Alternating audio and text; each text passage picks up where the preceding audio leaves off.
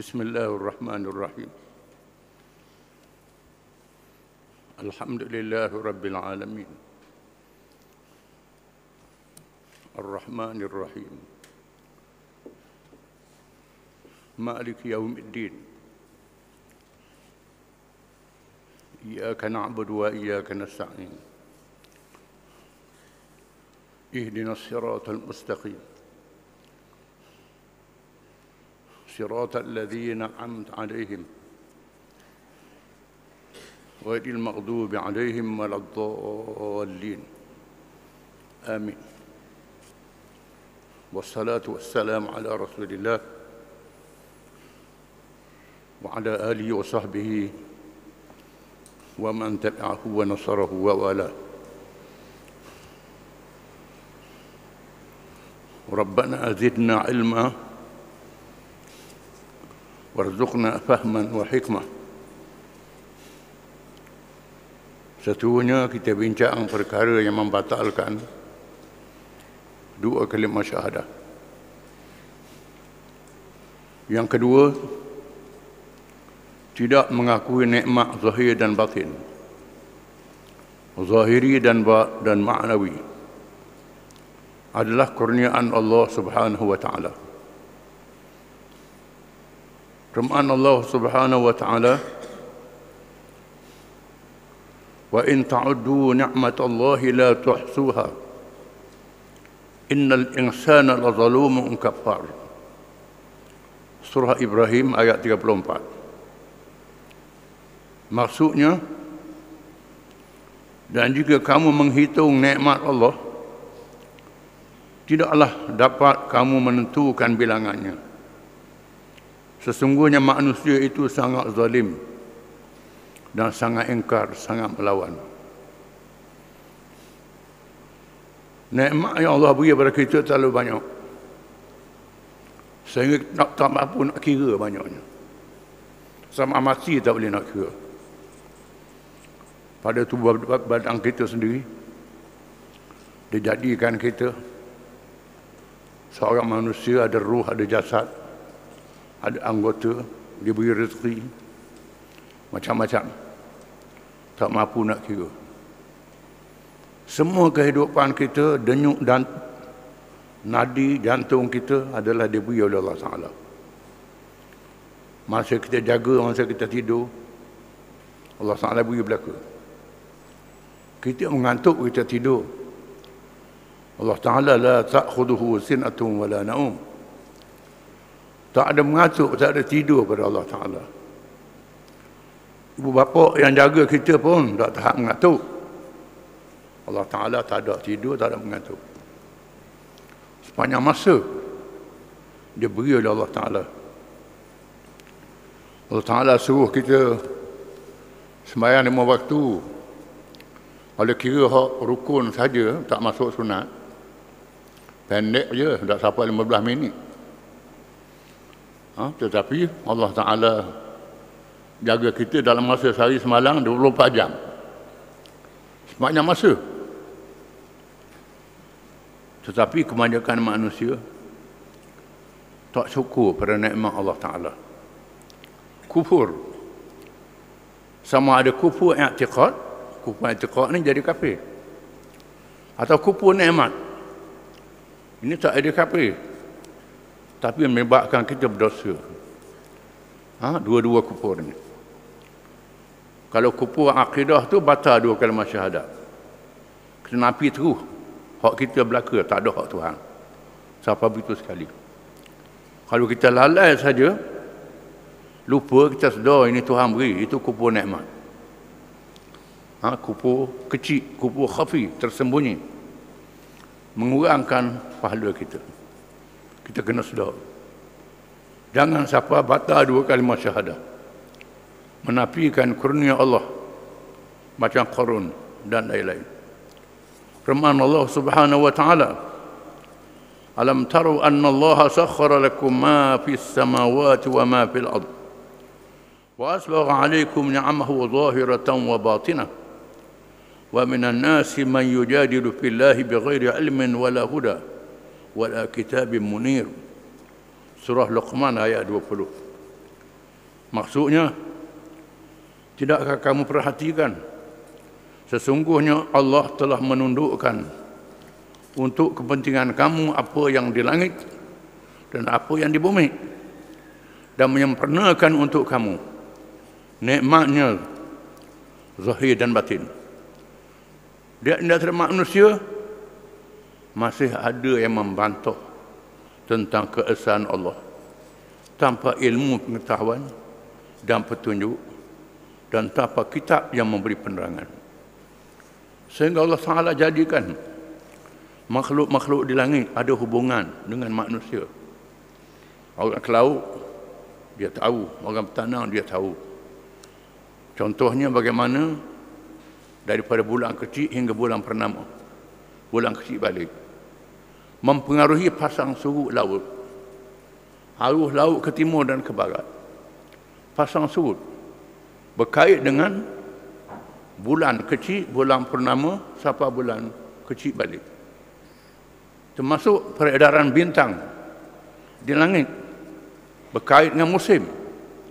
Menunjukkan Allah Ta'ala jadikan makhluk-makhluk di langit ada hubungan dengan bumi. Di samping makhluk yang gaib, malaikat yang menurunkan wahyi, menurunkan Quran, menurunkan kitab-kitab zaman dulu. Malaikat berdoa, beristighfar untuk manusia. Kesian ke manusia, malaikat beristighfar ke manusia. Sebab begitu sekali makhluk-makhluk di langit. Tetapi manusia kafir lawan Tuhan. Buat tak tahu. Lupa nikmat Allah Ta'ala. Qul in asbaha'ukum ma'un ghauran faman ya'tikum bima'in ma'in. Katakanlah kalau sekiranya Allah Ta'ala jadikan air yang ada pada kamu ni kering, tak ada air, siapa yang boleh mendatangkan air balik pada kamu, menurunkan hujan? Allah yang maha berkuasa. Bila berlaku kemarau, tak nak buat semayang minta hujan. Masa-masa agama minta dengan Tuhan. Bila terdesak macam-macam ikhtiar, mengadu kepada Allah Ta'ala, Tuhan turunkan hujan dari langit. Menandakan bagaimana makhluk yang ada di langit ada hubungan dengan nikmat yang Tuhan beri kepada manusia. Firman Allah Subhanahu wa Ta'ala, Inna Qaruna kana min qaumi Musa fabagha alaihim wa atainahu al-kunuza ma inna mafatihahu latanu bil usbah بالعصبة أولي القوة إذ قال له قومه لا تفرح إن الله لا يحب الفرحين وابتغ فيما آتاك الله دار الآخرة ولا تنس نصيبك من الدنيا وأحسن كما أحسن الله إليك ولا تبغي الفساد في الأرض إن الله لا يحب المفسدين قال إنما أوتيته على علم عندي أولم يعلم أن الله قد أهلك من قبله من القرون من هو أشد منه قوة وأكثر جمعا ولا يسأل عن ذنوبهم المجرمون. Surah Al-Qasas ayat 76 hingga 74. Dan sesungguhnya Qarun adalah termasuk di kalangan kaum Musa, tetapi dia berlaku melampau, zalim terhadap mereka. Dan kami telah menganugerahkan kepadanya perbendaraan, harta yang kuncinya sungguh berat, dipikul oleh sejumlah orang yang kuat-kuat. Ingatlah ketika kaumnya berkata kepadanya, janganlah kamu terlalu bangga sombong. Sesungguhnya Allah tidak menyukai orang-orang yang membanggakan diri, yang sombong. Dan carilah pada apa yang telah dianugerahkan Allah kepadamu, kebahagiaan negeri akhirat. Dan janganlah kamu melupakan bahagianmu dari kenikmatan dunia, dan berbuat baiklah kepada orang-orang lain, sebab Allah telah berbuat baik kepadamu. Dan janganlah kamu membuat kerosakan di muka bumi, kerana sesungguhnya Allah tidak menyukai orang-orang yang berbuat kerosakan. Qarun berkata, sesungguhnya aku hanya diberi harta itu kerana ilmu yang ada padaku Dan apakah dia tidak mengetahui bahawasanya Allah telah membinasakan umat-umat sebelumnya yang lebih kuat daripadanya dan lebih banyak mengumpulkan harta, dan tidaklah perlu ditanya kepada orang-orang yang berdosa itu tentang dosa-dosa mereka.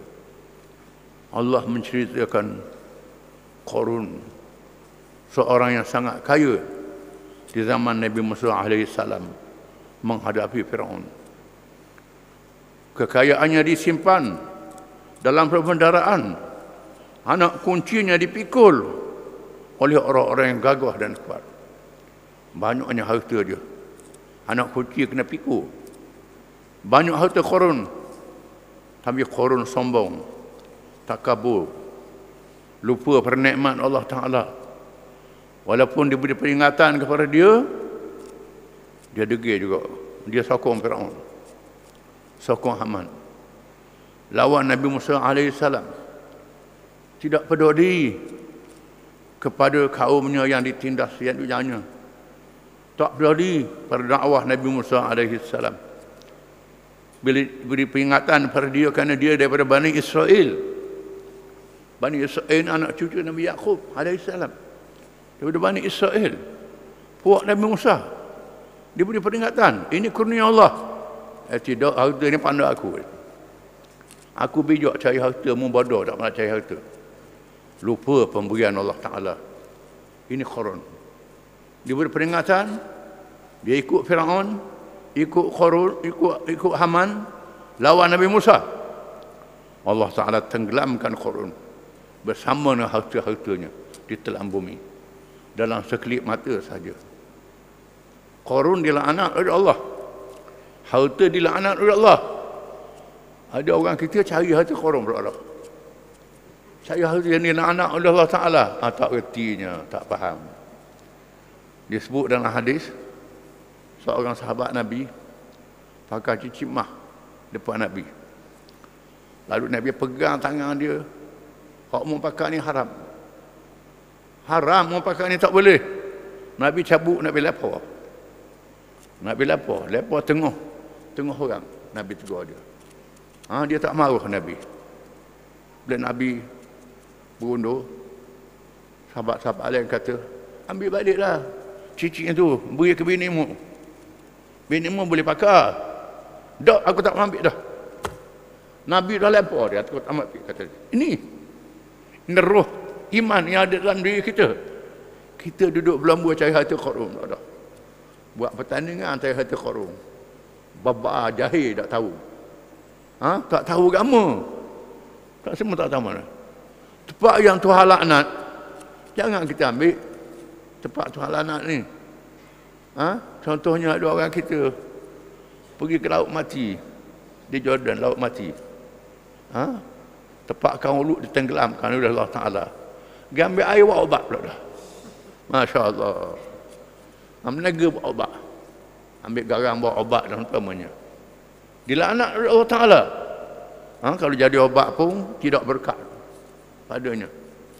Bila Nabi lalu di negeri kaum Samud, iaitulah kaum Nabi Saleh alaihi salam, yang membina rumah dengan bukit-bukit dan batu pejar yang dipahat. Dijadikan rumah yang cantik, bukan dengan batu-batu yang disusun, letak semen. Dipahatnya bukit itu, dibuat rumah dalam bukit, dipahat, dibentuk bukit itu. Ini kehebatan kaum Samud. Kerana lawan Nabi Saleh alaihi salam, Allah Ta'ala binasakan mereka dengan satu tempikan yang kuat. Tempikan yang kuat, sayhah, mati habis, tinggal rumah saja. Rumah saja tinggal. Rumah masih ada sampai sekarang. Kemudian Nabi pergi ke Tabuk, dalam perang Tabuk. Nabi lalu dengan sahabat-sahabat dia. Sahabat ambil air telaga kaum Samud. Ambil air telaga, lalu Nabi larang, jangan minum. Nabi kata beri minum untuk kemudian kalau ada hak buat uli gandum dah, gandum diberi makan untuk. Sahabat beritahu sekali. Kita ambil buat ubat pula dah. Ni tak erti orang Melayu khususnya. Tak tahu kala tengok mana pelik buat ubat. Tak kira lagu mana pun, najis ke apa ke, Tuhan laknat tak berlalu. Ini kelemahan kita. Jadi Tuhan tunjukkan bagaimana Qarun dibinasakan oleh Allah. Firman Allah Subhanahu wa taala, "Fa idza rakibu fil fulki da'u Allah mukhlishina lahu ad-din, falamma najjahum ila al-barr idza hum yusyrikun liyakfuru bima atainahum liyatamatta'u fasawfa ya'lamun." Surah Al-Ankabut ayat 65 hingga 66. Maksudnya, maka apabila mereka menaiki kapal, mereka berdoa kepada Allah dengan ikhlaskan ketaatan kepadanya, maka tak sekadar Allah menyelamatkan mereka sampai ke darat, tiba-tiba mereka kembali syirik. Sesungguhnya mereka mengingkari akan nikmat yang telah kami berikan kepada mereka, dan sehingga mereka hidup bersenang-senang dalam kekafiran. Kelak mereka akan mengetahui akibat perbuatan mereka. Bila naik kapal di laut, samalah naik kapal terbang di angkasa. Mak ribut yang kuat menyebabkan kapal terbang jadi melayang, menyebabkan kapal terus mengambing. Dalam gelap malam teribut taupan, ombaknya besar. Di lambunya kapal yang besar. Di lautan ni ombak macam bukit. Kapal tu kecil je. Di lambunya. Di masa itu mereka yang ada atas kapal ingat pada Allah Ta'ala. Orang Islam ke, orang kafir, orang Kristian, Yahudi, semua rojok pada Allah Ta'ala belaka. Orang Kristian lupa dah pada salib, lupa pada berhala, lupa pada semua. Orang kafir bukan Islam ni. Orang Islam pula lagi berdoa pada Allah Ta'ala, berdoa pada Allah Ta'ala, minta selamatkan diri. Bila naik ke darat, laut tenang, selamat, lupa pada Allah Ta'ala, lupa dah ingat pada Allah Ta'ala, lawan Allah Ta'ala balik, jadi kafir balik. Allah Ta'ala beri amaran, mereka akan tahu apa yang akan berlaku kemudian di hari kiamat. Ini sebab itu jangan kukur terhadap nikmat Allah Ta'ala. Firman Allah Subhanahu wa taala, "Wa nada fir'aun fi qaumihi qala ya qaumi alaysa li mulku misr wa hadhihi al-anharu tajri min tahti afala tubsirun amma ana khairun min hadha alladhi huwa mahin wa la yakadu yubin falawla ulqi alayhi asratun min dhabin aw jaa ma'ahu al-malaikatu muqtarinin fastaqafa qaumahu fa'ata'u innahum kanu qauman fasiqin." Surah Az-Zukhruf ayat 51 hingga 84. Maksudnya, dan Fir'aun berseru kepada kaumnya seraya berkata, "Hai kaumku, bukankah kerajaan Mesir ini kepunyaanku dan sungai-sungai ini mengalir di bawahku? Maka apakah kamu tidak melihat? Bukankah aku lebih baik dari orang yang hina ini?" yakni Nabi Musa alaihi salam. Dan hampir tidak dapat menjelaskan perkataan, mengapakah tidak dipakaikan kepadanya gelang-gelang dari emas, atau malaikat datang bersama-sama dia untuk mengiringinya? Maka Fir'aun mempengaruhi kaumnya, lalu mereka patuh kepadanya, kerana sesungguhnya mereka adalah kaum yang fasik. Kalau dulu dicerita Qarun, orang yang ada harta, diceritakan mereka yang naik kenderaan selamat, mereka yang ada harta, mereka yang diri dia sehat, lupa nikmat Allah Ta'ala. Ini diceritakan orang yang berkuasa memerintah negeri Mesir, kuasa besar dunia di masa itu, yang banyak kekayaannya, mendiri bangunan-bangunan yang besar. Sampai sekarang ada bangunan dia, bangunan Fir'aun, piramid. Piramid itu kubur dia, piramid itu kubur dia, belum lagi istana dia, belum bangunan yang lain. Kubur dia daripada batu-batu yang dipahat besar lori sesa. Bagaimana diangkat, hebat, menakjubkan tamadun Fir'aun. Kekayaan dia, kereta kuda dia disalut dengan emas dan sebagainya. Nabi Musa ajak Fir'aun beriman pada Allah. Fir'aun melawat Nabi Musa dan bersaruh pada rakyat Mesir, "Tidakkah kamu lihat aku yang berkuasa negeri Mesir ini? Sungai-sungai yang mengalir melalui terusan yang masuk ke kebun-kebun, aku beri belaka. Kebunmu tu, air sungai aku masuk melalui saluran-saluran. Dengan kuasa aku. Lupa pada Allah Ta'ala. Adakah mu nak ikut orang yang bercakap pun tak fasih? Nabi Musa AS. Ulama mengatakan Nabi Musa bercakap tak fasih ni kerana lidah dia cacat. Itu satu riwayat. Masa Fir'aun pelihara dalam istana dia, kerana Fir'aun ni nak cabar Allah Ta'ala, dia berkuasa sangat. Bila diketahui, dimaklumkan oleh ahli-ahli nujum dia akan zahir lelaki Bani Israel yang menjatuhkan kerajaan dia, lalu dia perintah dibunuh anak-anak lelaki yang dilahirkan. Anak lelaki yang dilahirkan dia sembelih, dibenarkan anak perempuan saja. Nak cabar kekuasaan Allah Ta'ala. Allah Ta'ala suruh ibu Nabi Musa campakkan anak yang dilahirkan Nabi Musa itu ke dalam sungai. Jangan takut. Aku akan selamatkan anakmu. Akan balik semula padamu. Jangan takut. Dengan kekuasaan Allah Ta'ala. Maka ibu Nabi Musa pun yang mendapat wahyu dalam mimpinya mencampak Nabi Musa dalam sungai. Hanyut. Diambil oleh Fir'aun. Keluarga Fir'aun. Isteri dia ambil jadi anak angkat. Fir'aun tak lawan isteri dia. Allah jadikan begitu. Dipelihara dalam istana Fir'aun, di bawah mahliganya. Orang yang dicari itu dipelihara dalam mahliga dia sendiri. Ini kekuasaan nak lawan kuasa Allah Ta'ala. Satu riwayat, walaupun Israeliat, mungkin ada kebenarannya. Masa Nabi Musa kanak-kanak nyeterik janggut Fir'aun. Budak ni ganah dah. Ganah dah. Fir'aun pun nak bunuh. Bini dia kata jangan.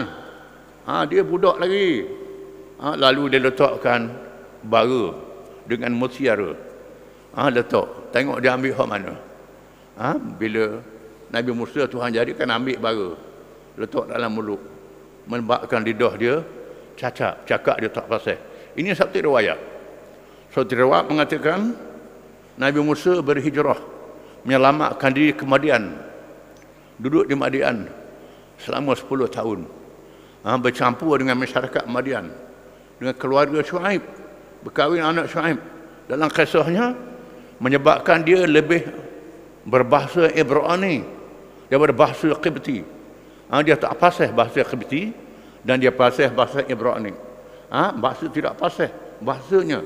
Dan sebab itu dia doa, wahlul 'uqdatam min lisani. Wahai Tuhan, hilangkan simpulan daripada lidah aku. Dia tidak fasih berbahasa Qibti kerana dia lama 10 tahun duduk dalam masyarakat Madian.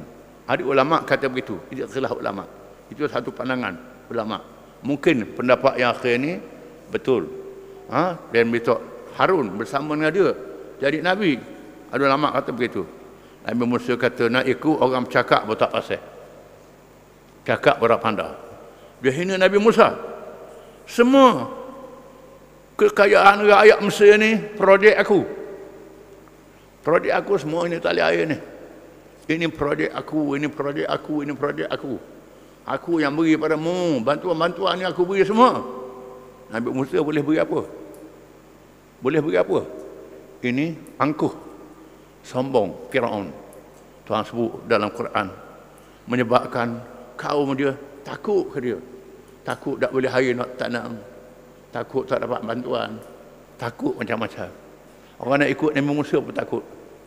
Bila tiba masanya Fir'aun dan bala tenteranya, dia tenggelamkan Allah Ta'ala dalam sekelip mata saja dengan mukjizat. Jangan lawan nikmat Allah Ta'ala. Jangan kupu nikmat Allah Ta'ala. Allah Ta'ala nak tarik bila-bila masa saja. Jadi kupu ni jangan sampai kupu i'tiqad ataupun kupu nikmat.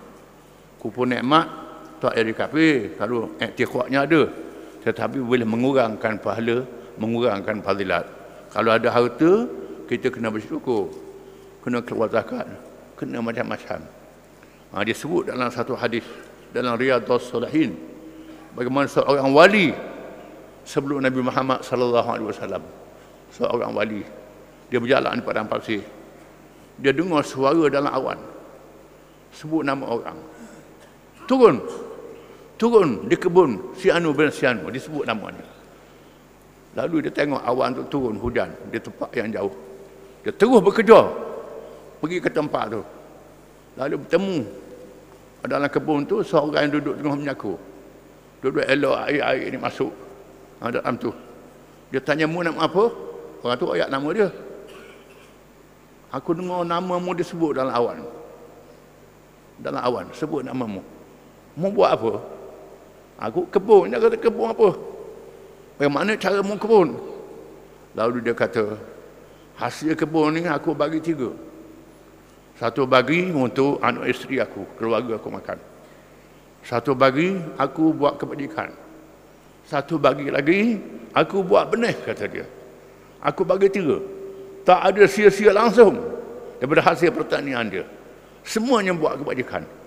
Kebajikan untuk anak isteri dia, kemudian kebajikan untuk masyarakat, kemudian buat benih, nak tanam pula, nak buat kebajikan pula. Maka sepanjang hasil dia dapat pahala. Ini orang syukur pada nikmat Allah Ta'ala. Tuhan beri kelebihan dan berkat pada dia. Wallahu a'lam.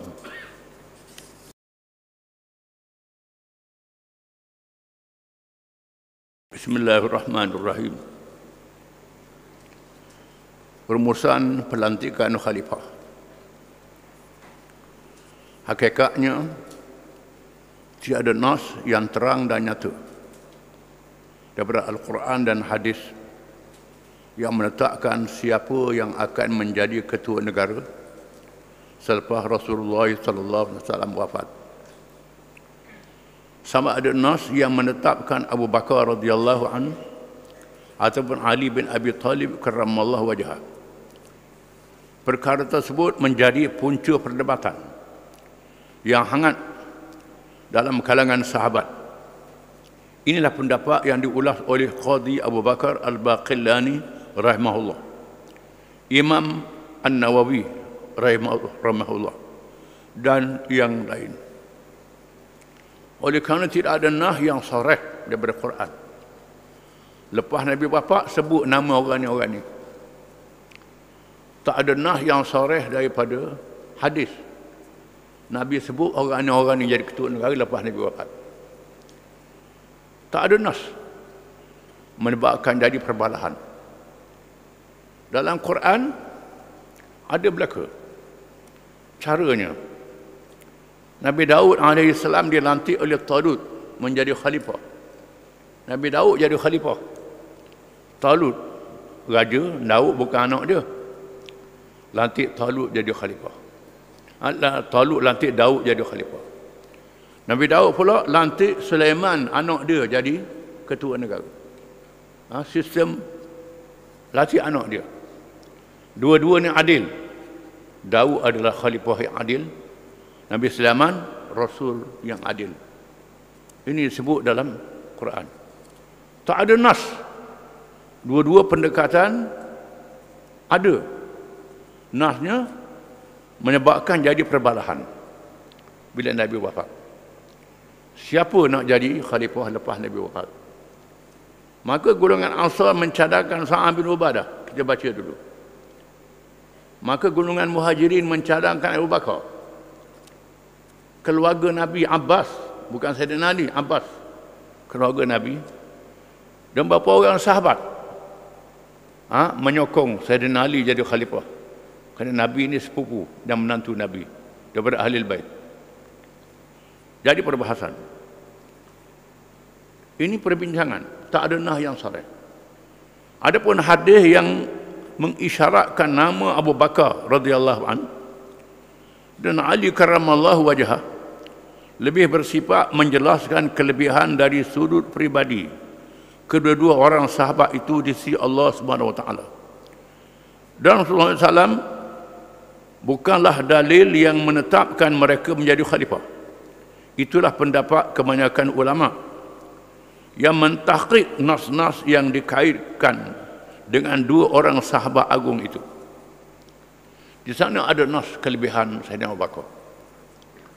Sayyidina Abu Bakar menemani Nabi dalam gua Hira, dalam gua Sur masa berhijrah. Ada nas kelebihan Sayyidina Ali. Nas kelebihan itu Ini jadikan dalil. Golongan Syiah menjadikan dalil nas kelebihan Sayyidina Ali. Kita baca hadisnya. Pemilihan Abu Bakar radhiyallahu anhu sebagai khalifah adalah kerana ketokohannya dalam lapangan ilmu. Selain itu, beliau mempunyai kewibawaan menjadi pemimpin dalam menghadapi banyak keadaan yang tidak mampu ditangani orang lain, sama ada ketika hayat Rasulullah SAW ataupun sewaktu menghadapi kewafatan baginda sallallahu alaihi wasallam. Di sana ada kehebatan Abu Bakar yang tak ada pada orang lain. Banyak perkara Abu Bakar menunjukkan kehebatan dia. Dia lebih faham daripada orang lain. Contohnya dalam peristiwa Isra' dan Mi'raj. Perkara yang luar biasa. Abu Bakar orang yang pertama mengesahkan Isra' Mi'raj ini adalah benar. Ini daripada Allah Ta'ala. Allah Ta'ala boleh buat belaka. Maha berkuasa. Jangan berasa pelik. Tak ada alat, tak ada apa. Allah Ta'ala boleh buat semua di bawah kekuasaan dia. Bawa orang lain boleh ikut sama. Ini kehebatan dia. Dalam peristiwa Hudaybiyah, perjanjian Hudaybiyah yang berat sebelah perjanjian itu, Nabi buat perjanjian berat sebelah, seolah-olah berpihak kepada orang musyrikin. Sebagai contoh, tahun ni tak dibenarkan buat umrah, kena buat umrah tahun depan. Pakaian ihram sudah pakai. Buat macam mana? Ihram dah pakai. Tak boleh buang pakaian ihram. Mudah-mudah. Mengapa Nabi mengalah? Rangguklah buat umrah tahun ini juga. Nabi kata tidak. Kita terima perjanjian ini. Belum tu ayat wa in uhsiratum famastaysara minal hadi. Sekiranya wa atimul hajj wal umrata lillah fa in uhsiratum famastaysara minal hadi. Sempurnakan ibadah haji dan umrah. Kalau kamu ditahan, hendaklah bayar dam, sembelih binatang kalau ditahan. Belum turun perintah itu, mereka dalam kelang kabut. Kebanyakan sahabat tak mau terima. Perjanjian ini sangat berat. Abu Bakar kata, tak, dia Rasulullah, kita terimalah. Terimalah Nabi ni Rasulullah. Dia pandai pada kita, bijak pada kita, dikawal di Tuhan. Terima. Akhirnya orang terima. Turun ayat pula begitu. Ada caranya ialah bayar dam. Batalkan nak pergi umrah itu. Kerana untuk mendapat iktiraf dari segi politik sebuah negara Islam yang sah, ini lebih penting daripada buat umrah itu. Ini dia. Abu Bakar lebih faham dalam masalah ini. Ketika Nabi wafat, banyak orang bingung tak tahu apa. Nabi wafat. Nabi meninggal dunia, wafat. Dalam keadaan sedih, tak tahu nak buat apa. Abu Bakar menyampaikan ucapan, menenangkan para sahabat yang lain. Dalam keadaan huru-hara ketika berlaku peristiwa murtad yang mengepung Madinah di masa itu, Abu Bakar boleh menghadapi keadaan. Ini keistimewaan yang ada pada Abu Bakar. Kedudukan Abu Bakar radhiyallahu an yang berasal dari kabilah Quraisy, yang paling berpengaruh juga dipertikaikan oleh Abu Sufyan radhiyallahu an, yang menyatakan kepada Sayyidina Ali karramallahu wajhah, Abu Bakar bukan daripada keluarga Quraisy yang kuat, kerana daripada Bani Tamim, bukan daripada Bani Hashim dan Bani atau Umayyah.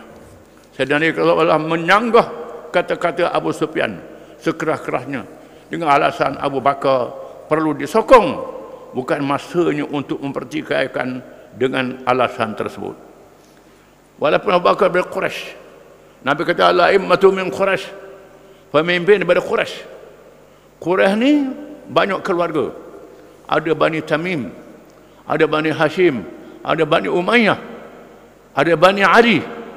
Banyak keluarga-keluarga dia. Abu Sufyan kata Abu Bakar tak kuat, dia Bani Tamim, keluarga dia tak kuat walaupun dia Quraisy.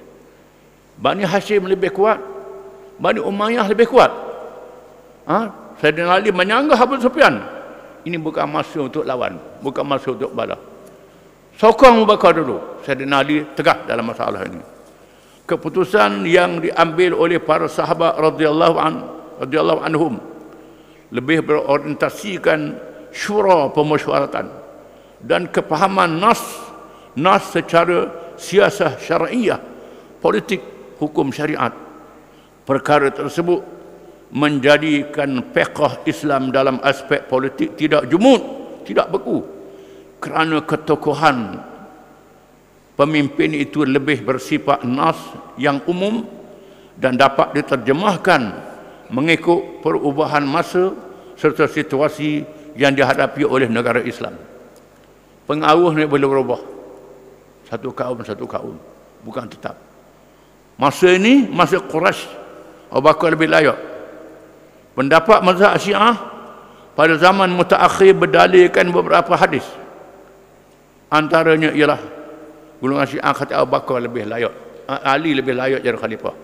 Sampai sekarang jadi perbahasan dalam kitab-kitab fiqh, kitab fiqh Sunni, fiqh Syiah, fiqh perbandingan, jadi perbahasan kalangan ulama. Ada ulama sokong pendapat Syiah, ada ulama sokong pendapat Ahlussunnah wal Jamaah mengatakan Abu Bakar. Ini khilaf dalam masalah ketua negara. Tak sibuk masalah fiqh lagi ni. Masalah fiqh kemudian. Masalah akidah tu cabang-cabang kemudian. Ini asal Sunni, Syiah, Khawarij, asal dia di sini. Dengan sebab itu jangan kita mudah-mudah kata Syiah kafir, Khawarij kafir, jangan. Ini asal khilaf yang berlaku. Bahkan ulama-ulama Syiah ni ada mazhab fiqh dia Sunni, mazhab politik dia Syiah, mazhab akidah dia Asy'ariyah, mazhab akidah dia Salafi, ada begitu. Tapi mazhab politik dia Syiah, ada begitu. Bahkan ada ulama Syafi'i yang dia punya akidah dia punya politik sokong Sayyidina Ali, ada juga. Ada begitu. Ini berlaku. Di zaman dahulu berlaku. Jadi dengan kita orang Islam dengan berpecah dalam masalah ini. Timbulnya kerana siapa lain nas memahami nas ini. Syiah berdalil. Sabda Allah Taala berkenaan Ali karamallahu wajhah, "Man kuntu maulahu fa aliyun maulahu." Sesiapa yang aku menjadikan tuannya, maka Ali adalah tuannya. Riwayat At-Tirmizi, Ibnu Majah dan Imam Ahmad.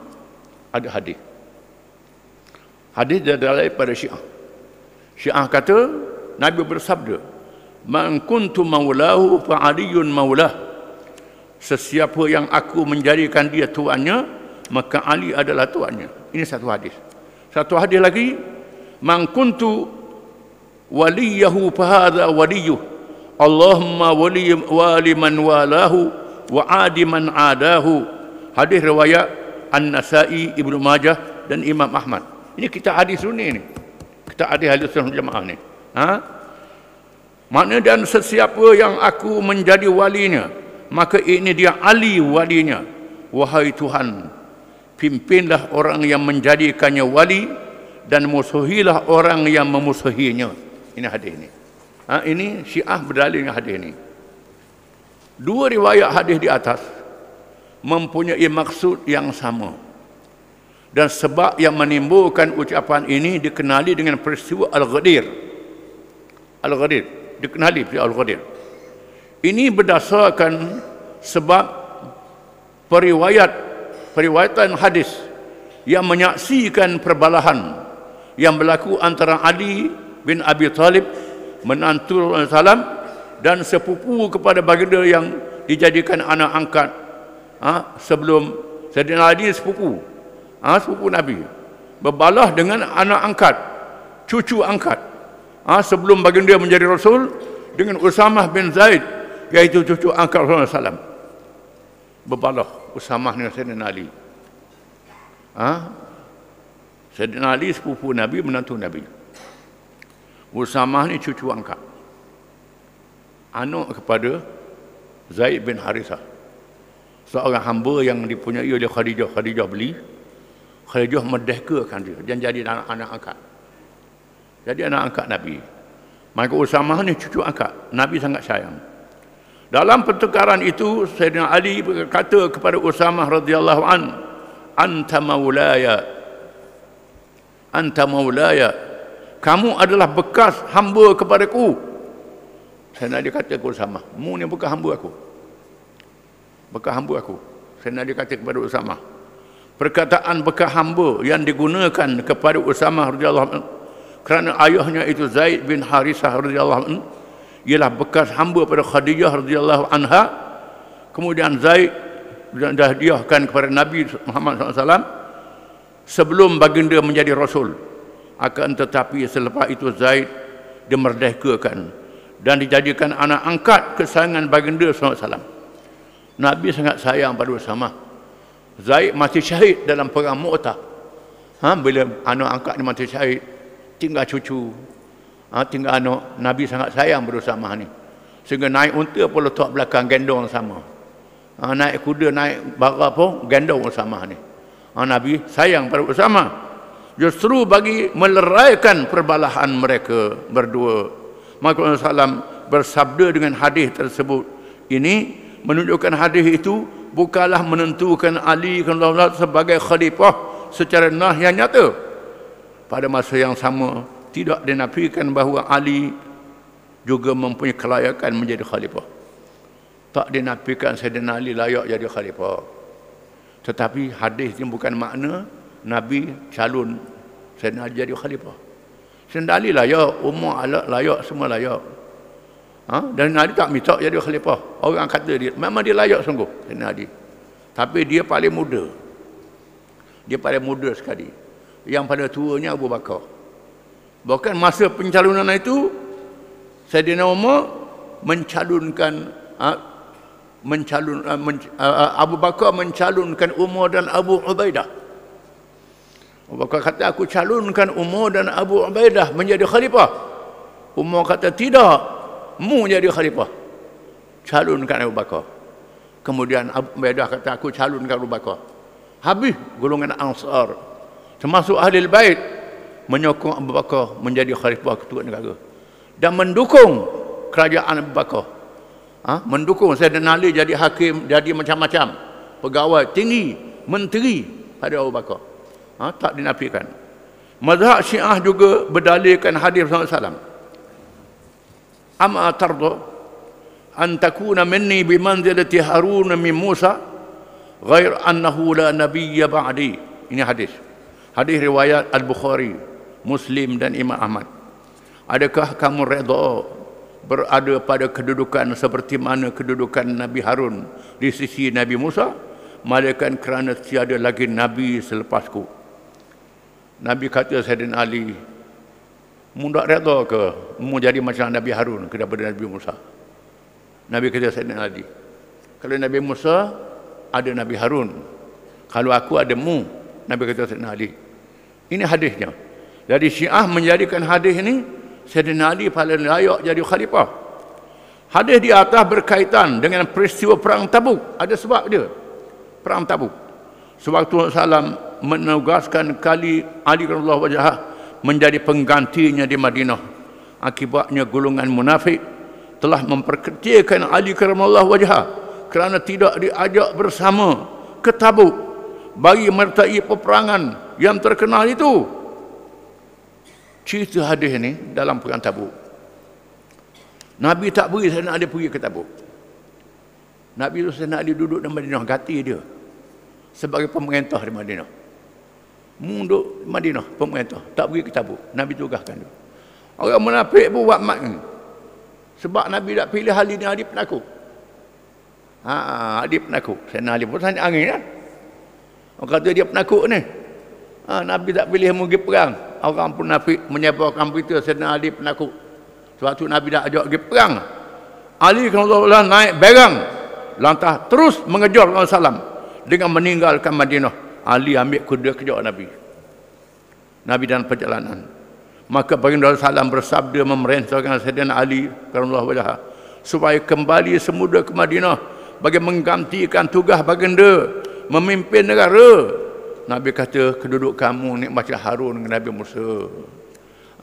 Kerana tak ada Nabi lepas aku. Balik bertugas di Madinah. Ini sebab dia. Sebabnya kerana Sayyidina Ali marah. Orang munafik kata dia penakut. Lalu Nabi sebut hadis ni pada Nabi Musa, pada Sayyidina Ali radhiyallahu anhu. Terdapat satu peristiwa dalam sirah menunjukkan sahabat yang lain juga ditugaskan untuk menggantikan Rasulullah SAW seperti Abdullah bin Maktum dan sahabat-sahabat yang lain. Dalam sejarahnya, Nabi pernah tugas orang lain juga jadi pemerintah Madinah. Nabi pernah tugaskan Abdullah bin Maktum, sahabat yang buta, ganti Nabi di Madinah. Bila Nabi tinggal pergi berperang, Nabi pergi ke Mekah dan sebagainya. Kerana masuk Mekah, Nabi tugas orang lain, bukan Sayyidina Ali saja. Jadi hadis ini tidak boleh menjadi dalil Sayyidina Ali dinaskan menjadi khalifah, tidak dalil. Catatan sejarah menunjukkan Nabi Harun alaihissalam tidak sempat menjadi khalifah kerana terlebih dahulu wafat beberapa tahun selepas Nabi Musa alaihissalam wafat. Maka hadis tersebut tidaklah menunjukkan secara terang melalui nas mengenai pencalonan Ali karamallahu wajhah sebagai khalifah selepas Rasulullah SAW wafat. Bahkan dalam cerita nabinya, Nabi Harun tak jadi khalifah. Nabi Harun mati dulu, wafat dulu pada Nabi Musa. Dia abang Nabi Musa, dia wafat dulu. Dalam sejarah yang terkenal, Bani Israel kata Nabi Musa bunuh Nabi Harun. Ini jahat Bani Israel pula, menyakiti Nabi Musa AS. Dibuat fitnah, Nabi Musa bunuh Nabi Harun. Lalu Allah Ta'ala bawa mayat Nabi Harun, dia bawa oleh malaikat, tunjuk, tak ada bukti kesan kena bunuh, tak ada sikit habuk pun. Maka Nabi Musa dibebaskan daripada fitnah. Nabi Harun mati dulu. Itu ceritanya. Pendapat mazhab Khawarij pula, Khawarij kata siapa-siapa dia boleh jadi khalifah. Ini mazhab Khawarij, satu mazhab lagi, pokok Khawarij. Hadis Rasulullah bersabda, isma'u wa ati'u wa in istu'mila alaikum abdun habashi ka'anna ra'sahu zabibah.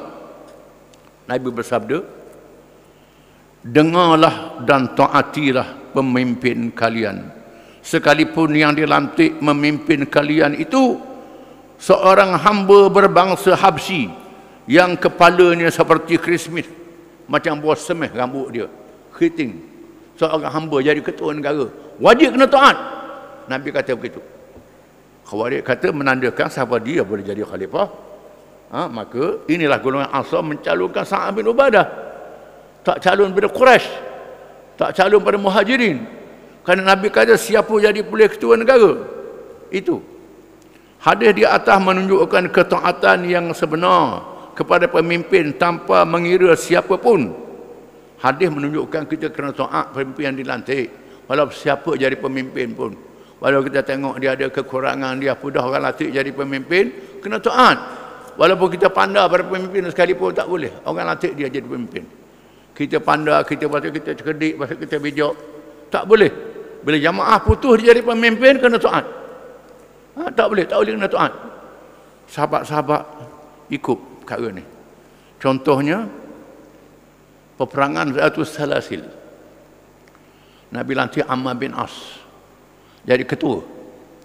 Dalam pasukan tu ada Abu Bakar, ada Umar. Berperang Zatul Salasil.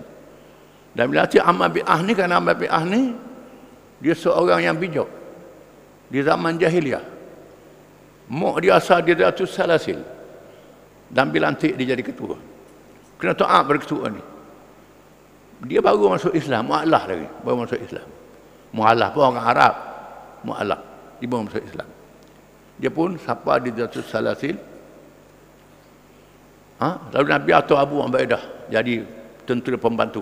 Abu Ubaidah dia hantar sama. Siapa masa nak semayang, lalu orang tolak Abu Ubaidah jadi imam. Aku jadi ketua kan? Ammar bin As kata aku jadi imam. Dia jadi tak imam. Masing-masing senyap ni mu'allah jadi tak imam ni. Senyap. Dah Nabi latih dia jadi ketua. Kena ikutlah. Kemudian musim sejuk. Musim sejuk kena pasang api nak diang. Sejuk sangat. Ammar bin As kata jangan pasang api.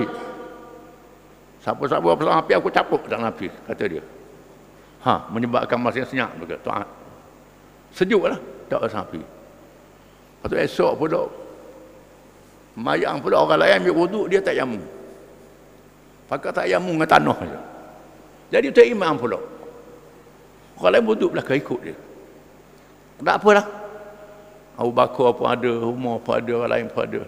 Dia ni orang baru masuk Islam, Ammar bin As radhiyallahu anhu. sahabat juga. Masuk Islam Kediang. Dulu pada buka Mekah sikit. Kemudian ada apa dah? Masa perang dalam hati ni. Esok perang. Perang-perang, musuh berundur. Musuh lari dah. Cukup berhenti. Tak dia kejar dah. Balik. Masing-masing tak puas hati dah. Dah musuh lari kan, kejar sampai habis dah. Ni dia suruh berhenti. Balik dia kata. Suruh berhenti. Lalu balik. Balik jumpa Nabi. Sahabat mengadu ke Nabi apa yang dia buat perangai dia ni. Lalu Nabi panggil dia. Pasal apa ni melarang orang pasang api. Hak jadi Tuan Imam tersebutlah. Melarang orang pasang api. Dia kata, wahai Rasulullah, kita duduk di kawasan musuh. Lalu kita pasang api, musuh tahu di mana kedudukan kita. Dia mari serang malam, habis. Dia nampak api itu. Dan musuh tahu jumlah kita, kekuatan kita, kedudukan kita. Kita mesti sembunyikan kekuatan kita. Taktik ni orang pakai sampai hari ni. Bila berlaku perang, padang lapu. Bandar di padang lapu. Sampai sekarang pun. Taktik ni orang pakai, taktik perang. Bila berlaku perang, dia padamkan lampu. Supaya kapal terbang dengan nampak, dengan rotok bom. Ini kebenaran dia.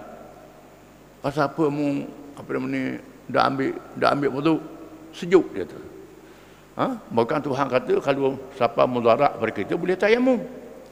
Nabi kata ya. Nabi senyum. Ya. Pasal apa melarang orang pergi serang habis kejar musuh sampai habis. Dia kata musuh lari sebagai satu hela. Kalau kita kejar sampai habis, kita masuk dalam kepungan dia.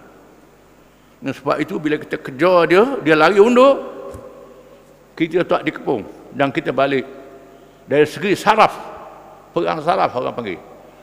Sarafnya tersebar pada seluruh bahawa kita sudah menang. Musuh sudah lari. Bukan nak perang hari ni ke nak perang pula kan? Dari sarafnya musuh dah berundur, kita menang. Dari segi moralnya kita menang. Kita tak masuk dalam perangkap dia. Nabi terima pandangan dia. Ini kepintaran.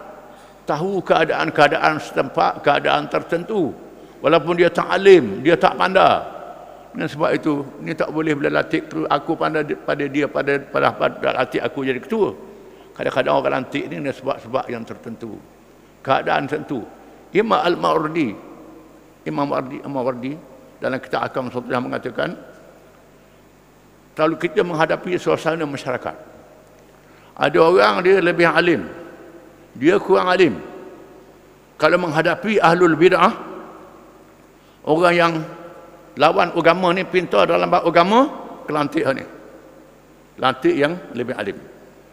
Kalau menghadapi orang yang masyarakat yang auta, yang menipu, yang alim ni lurus sangat, dia tipu orang.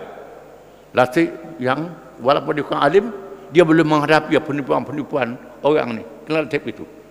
Al-Mawardi sebut ahkam mustahil. Ini kena faham.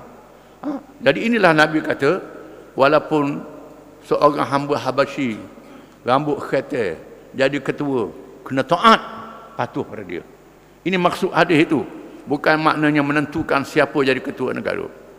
Hadis di atas menunjukkan ketaatan yang sebenar kepada pemimpin tanpa mengira sesiapa pun. Para sahabat telah memutuskan bahawa khalifah ketika itu hendaklah dalam kalangan Quraisy berpandukan sabda Rasulullah, ala immatu min Quraisy, para pemimpin hendaklah daripada Quraisy. Riwayat Ahmad dan Tabarani dalam Mu'jam Al-Awsat. Para sahabat membuat keputusan begitu kerana melihat kepada kekuatan pengaruh ialah perkara yang penting. Imam Al-Haramain Al-Juwaini dan Ibn Khaldun menjelaskan bahawa syarat ini tidak kekal hanya kepada kaum Quraisy, kerana yang dimaksudkan ialah pemimpin yang mempunyai pengaruh dalam kekuatan kaumnya. Kepemimpin orang yang kuat pengaruh, boleh berubah. Penjelasan ini menjadi realiti yang diamalkan di dalam masyarakat Islam, kerana kepimpinan negara tidak kekal dalam tangan pemimpin berbangsa Arab. Orang Arab tak selama jadi ketua negara Islam. Sebaliknya bertukar kepada bangsa Kurdi, Turki dan lain-lain, mengikut pemimpin daripada bangsa yang kuat anutan dan pegangan mereka kepada Islam. Ini syarat pemimpin. Bukan mesti bangsa-bangsa tertentu. Bangsa yang paling kuat pengaruhnya. Bila orang Arab lemah pengaruhnya, lantik orang lain. Bukan Arab. Orang Kurdi, Salahuddin al-Ayyubi yang membabahkan Baitul Maqdis, dia berserah perang salib, ini orang Kurdis. Zahir Baibus yang mengalahkan kaum Tatar, orang Turki. Kerajaan Osmaniyah, orang Turki. Kerajaan Mughal di India, orang Tatar yang masuk Islam. Ini berlaku. Jadi keadaan dunia berubah. Pilih yang paling berpengaruh. Walaupun demikian, sampai hari ini balah Sunni, Syiah, Khawarij. Balah siapa layak jadi khalifah. Dalam satu persidangan antarabangsa, tak silap saya di Tehran, saya berucap, persidangan ulama, saya kata, kamu balah apa? Balah Sayyidina Ali ke, layak Abu Bakar ke, layak? Nak latih semula dah, dia dah mati belaka dah. Balah apa? Masing-masing barulah suka balik. Tak ada guna duduk balah. Bak-bak siapa jadi khalifah. Abu Bakar mati dah, Sayyidina Ali mati dah, Sayyidina Umar mati dah. Duduk balah siapa dia layak, pada layak. Siapa tulis buku mana berlawan dalam masalah ini. Semua dah mati belaka dah. Nak latih semula dah dia dah. Kita fikir apa yang berlaku dalam dunia Islam sekarang. Jangan fikir duduk balah zaman dulu. Tapi ada kalangan yang nak kata bodoh kan, takut marah. Duduk balah benda orang mati dah. Wallahu alam.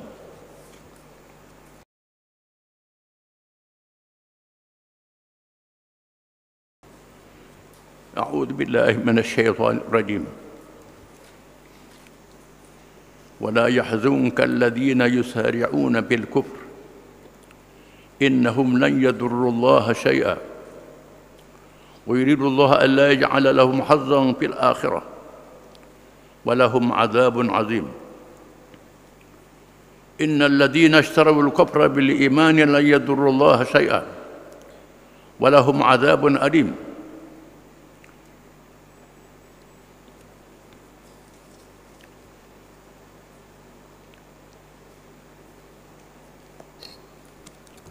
Dan janganlah engkau berduka cita, wahai Muhammad, disebabkan orang-orang yang segera tercebur ke dalam kekufuran.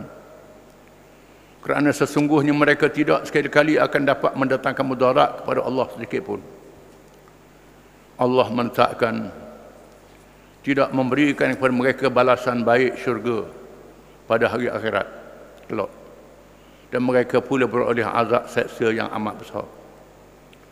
Sesungguhnya orang-orang yang memilih kufur dan meninggalkan iman, tidak sekali-kali mereka akan dapat mendatangkan mudarat kepada Allah sedikit pun.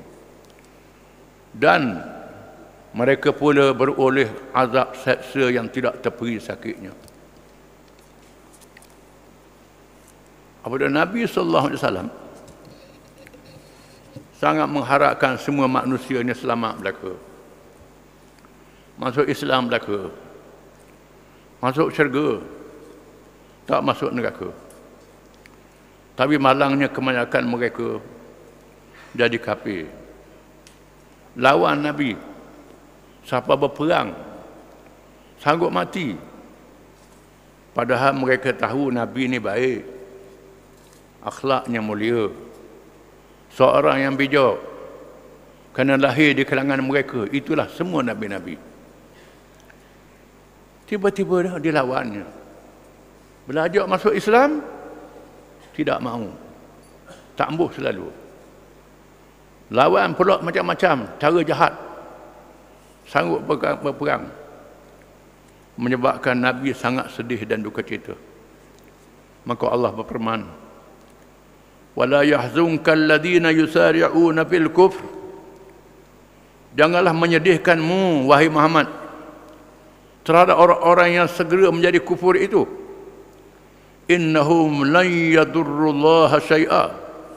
Sesungguhnya mereka tidak memberi mudarat sedikit pun terhadap Allah. Mereka tak memberi mudarat pada Allah sedikit pun. Nak jadi kafir sangat, halah lagi. Sila. Lawan. Yuridullah alla yaj'ala lahum hazzan fil akhirah wa lahum 'adzabun 'azim. Allah menghendaki tidak ada bahagian syurga kepada mereka di hari akhirat, dan bagi mereka azab yang sangat besar. Jangan sedih. Dalam surah Ibrahim, Nabi Musa kata kepada Bani Israel, in takfuru antum wa man fil ardi jami'an wa man fil ardi jami'an fa innallaha ghaniyyun hamid. Wahai Bani Israel, kalau mu pakai kafir mereka tak mau ikut aku. Nabi Musa kata, Nabi Musa ni baik. Kalau mu jadi kafir mereka tak mau ikut aku, Nabi Musa kata. Dan semua penduduk bumi pakak jadi kafir mereka. Fa innallaha ghaniyyun hamid. Sesungguhnya Allah Maha Kaya lagi Maha Terpuji. Allah Ta'ala tak jatuh. Dia tetap Tuhan Maha Kaya, Maha Terpuji Allah Ta'ala ni. Walaupun kaya banyak harta macam-macam dibinasakan, Allah Ta'ala kekal selama-lamanya. Nak jadi kafir jadilah, nak jadi kafir belaka pun. Itu kerahnya. Wahai Muhammad, sama juga jangan sedih wahai Muhammad. Orang tak masuk Islam jangan sedih. Mungkin sabar. Ajak mereka masuk Islam, usaha seberapa daya yang boleh. Ajak. Kalau mereka tak berikut, mereka buat jahat, mereka tak beri apa-apa mudarat terhadap Allah, ingat Allah Ta'ala tak beri bahagian kepada mereka di hari akhirat kelak. Mereka akan dihukum. Terimalah balasannya. Dikuatkan lagi. Innal ladhina ishtarul kufra bil iman lan yadurrullaha syai'a walahum azabun adim. Sesungguhnya orang-orang yang membeli kufur dengan iman, tukar kufur dengan iman. Kenapa? Kufur ni boleh piti banyak, boleh harta banyak, boleh ketenangan banyak, boleh nikmat banyak, boleh ikut hawa nafsu, boleh sukaria, boleh apa. Iman ni rasa payah sangat, maka tukar iman dengan kufur. Beli ambil kufur, tolak iman. Dan kufur ni sedap. Jadi kufur sedap boleh buat belaka. Nak buat maksiat boleh, nak tu balik boleh belaka. Kalau ikut Islam ni susah sangat. Maka dia belinya yang lawan Islam itu tolak Islam. Tolak Islam. Lan yadurrullaha syai'a. Mereka tidak memberi apa-apa mudarat terhadap Allah sedikit pun. Tak jadi apa. Allah Ta'ala begitulah juga. Tak kurang kuasa Allah Ta'ala. Kehebatan Allah Ta'ala tak kurang, ilmu Allah Ta'ala tak kurang, ilmu Allah Ta'ala tak kurang. Manusia tetap ada kelemahan-kelemahannya, ada kekurangannya. Terima akibat. Walahum azabun alim. Dan bagi mereka akan azab yang sangat pedih pada hari kiamat kelak. Wahai Muhammad, jangan bersedih. Wahai pengikut-pengikut Muhammad, orang yang berdakwah, orang yang ajak kepada Islam, bila ajak orang tak mau ikut, jangan sedih. Kamu adalah mulia di sisi Allah Ta'ala. Yang mulia ni kekal sampai hari kiamat. Yang tak mulia, yang lawan Islam itu akan binasa di atas dunia. Hidup atas dunia ni bukan lama sangat. Dalam kubur lama lagi banding atas dunia. Mereka yang ada dalam kubur tu mati berapa tahun dah? 4,000 tahun dah. Masa atas dunia umur dia berapa? 60 je, 70 je, 100 je. Nabi Nuh 1,700 tahun. Kalau capur dengan dia berdakwah 950, dia hidup panjang umur pula lepas bertauban 1,100 tahun. Nabi Nuh dia mati lama mana dah? Nak kata 20,000 tahun tak tahu dah. Dalam kubur lama lagi. Atas dunia sekejap saja. Jadi mereka yang menikmat di atas dunia ni sekejap saja. Jangan sedih wahai Muhammad. Jangan sedih. Mungkin sabar. Mudah susah di atas dunia ni. Tuhan tolong. Jangan susah. Disebut wala tahinu fi ibtigha'il qaumi in takunu ta'lamuna fa innahum ya'lamuna kama ta'lamun wa tarjuna minallahi ma la yarjun. Jika kamu berasa sakit, ini sebab kamu ajak orang pada Islam, kamu berasa sakit, kamu ajak orang pada Islam, mereka yang lawanmu sakit juga. Sakit macammu juga. Sakit. Kita tak pada tidur malam lawan dia. Dia tak tidur malam lawan kita. Sama-sama tak tidur malam. Dia takut jatuh, Kita tak takut jatuh, kita duduk bawah dah. Takut apa? Duduk bawah dah jatuh lah. Kalau naik bila-bila masa je. Dia duduk tak takut jatuh. Wa tarjuna minallahi ma la yarjun. Dan kamu berharap daripada Allah apa yang mereka tak harapkan. Kamu harap pahala daripada Allah. Mereka harap ada pahala ni. Tak. Kita mengharapkan pahala daripada Allah. Mereka harap apa? Harap boleh benda tu, boleh benda ni, boleh benda tu, boleh benda ni. Duduk pusing tak boleh benda. Kita tak pusing. Jangan pusing tak boleh benda. Kita boleh kelebihan yang Tuhan bagi pada kita. Wallahu a'lam.